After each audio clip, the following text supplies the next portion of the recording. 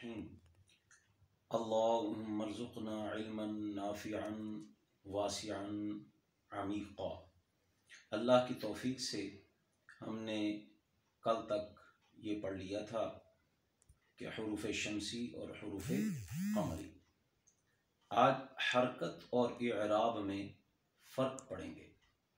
हरकत लफ्ज़ हम इस्तेमाल करते हैं, आप अपनी वो जो मैंने आपको भेजी है वहाँ पर उस पेज के ऊपर आप आ जाएं तो हरकत लिखा हुआ है। हरकत हरकत नहीं होता, रा के ऊपर जज्म पढ़ना गलत है। आप रा के ऊपर ज़बर पढ़ेंगे। हरकत हरकत और इअराब आराब नहीं होता, यानी हमजे के ऊपर हम ज़बर नहीं पढ़ते, आराब नहीं बल्कि इअराब होता है। इअराब यानी हम ज़बर ज़ेर पेश वग़ैरह लगाते हैं तो ये तलफ़ुज़ की अदायगी की हमें वाज़ेह निशानी देता है, तलफ़ुज़ अता कर देता है, बोलने का तरीका आ जाता है। ज़बर मुंह को खोलती है, ज़ेर मुंह को ज़रा नीचे रखती है, बाज़ेर भी, और पेश होंठों को गोल करके आगे ले जाएं तो उसे पेश कहते हैं। ज़बर ज़ेर और पेश ये तीनों लफ्ज़ जो हैं वो फ़ारसी के हैं। ज़बर का मतलब होता है ऊपर, ज़ेर का मतलब होता है नीचे, और पेश का मतलब होता है आगे। इसी तरह हम जब ये कहते हैं कि कोई मेहमान आ जाए तो हम ये कहते हैं ये चीज़ पेश करो, तो पेश का मतलब आगे रख दो। तो ये जो है ज़बर ज़ेर पेश, तीनों में से कोई हरकत आए, यानी ये हरकत आए तो उसे हम कहेंगे हरकत।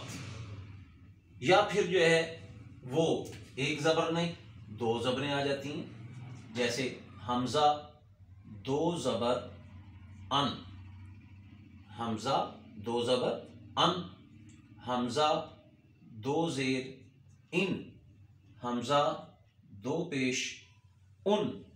तो अब यहाँ पर एक हमारे पास, यानी अगर हम पढ़ते हैं तो हमज़ा दो ज़बर अन, तो बनेगा क्या? हमज़ा ज़बर नून अन, यानी ये नून अपनी तरफ से नहीं लग रहा बल्कि ये कायदे के मुताबिक है कि दो ज़बरें दो ज़ेरें दो पेशें नून की आवाज़ देती हैं। ये आवाज़ जिसमें आती है तो हम इसी एतबार से इसे जो है वो हमज़ा दो ज़बर अन, इसे तनवीन कहते हैं। यानी दो ज़ेरें दो ज़बरें दो पेशें, दो पेश दो ज़ेर दो ज़बर, यानी दो ज़बर दो ज़ेर दो पेश को तनवीन कहते हैं। और जिस हरफ पर ये तनवीन आ जाए उसे मुनव्वन कहते हैं। मुनव्वन यानी तनवीन दिया गया, इसमें मफ़ऊल बनेगा मुनव्वन। अब जो है वो ज़रा देखें तो हमें ये बात वाज़ेह हो जाती है। ज़रा अपनी किताब के ऊपर देखें, हरकत किसी भी कलिमा के हर हरफ पर या तो ज़बर होगी या ज़ेर होगी या पेश होगी, तीनों में से कोई एक हरकत होती है, या तनवीन यानी दो ज़बरें दो ज़ेरें दो पेशें जो पढ़ने में नून की आवाज़ देते हैं, या फिर वो हरूफ साकिन हर्फ होता है। अलिफ तो हमेशा ही साकिन होता है, इसी एतबार से ये जो अलिफ है, जिस तरह हम बा ज़बर अलिफ बा कहेंगे, अगर इसके ऊपर ज़बर लग गई, या यानी ज़बर जिस तरह अलिफ ज़बर बा, अब ज़बर लग गई, या हमज़ा ज़ेर बा इब, या हमज़ा पेश बा उब, तो हमने इसको हमज़ा कहते हैं, अलिफ नहीं कहते, इसको नाम हमज़े का देते हैं। जिसके ऊपर हरकत आ जाए वो हमज़ा हो जाएगा।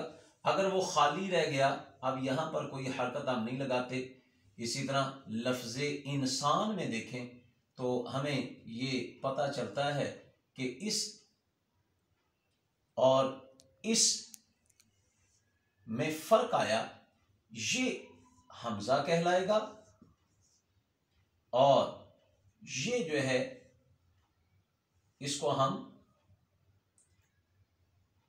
अलिफ कह देंगे। ये फ़र्क है।